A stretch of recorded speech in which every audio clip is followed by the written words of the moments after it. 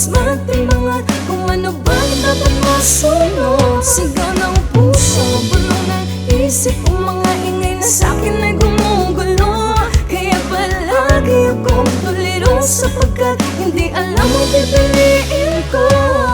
Madalas nangingibabaw ang nilalaman ng puso. Bibihira ko lang pakinggan ng isip, kasi mas puso ang nasasaktan kapag naaabuso. Pagkaisip ay yung ulo umiinit. Puso lang ang dahilan kaya malabo kang sumuko. Yan lang din ang dahilan ba't karamihan natututo. Depende din sa tao minsan, kasi mga tuso na porket yun naiisip nila sasabay sa uso. Bugso ng damdamin makakatulong sa'yo para mga bagay na dinadamdam ay iyong malagpasan. Gusto mong hanapin ang iyong sarili, pagkat magulo ang isip, kailangan lang na puso mo'y sundan. Kasi ang buhay natin parang daloy ng dugo, walang buhay kung titigil ang pulso. Makinig ka ng husto, sapagkat ang puso natin ay nagsisilbing guro. Nasa tamang pag-iisip ay siya lang ang magtuturo. Ang sarili ako kuluhan at sa mga desisyon ako'y nalilito.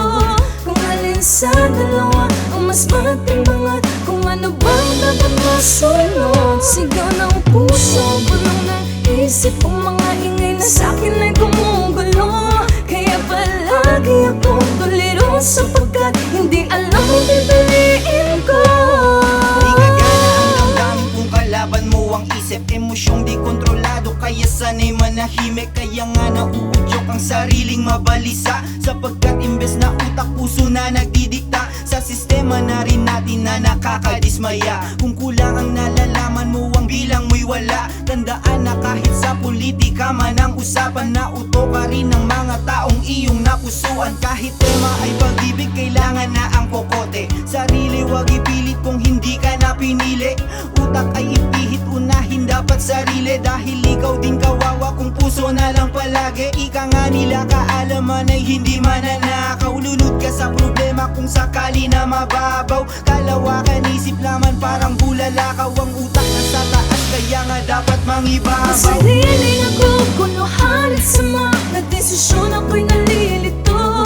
Kung alin sa dalawa ang mas matimangat, kung ano ba dapat masunod. Sigaw ng puso, bulong ng isip, kung mga ingay na sa'kin ay gumugulo.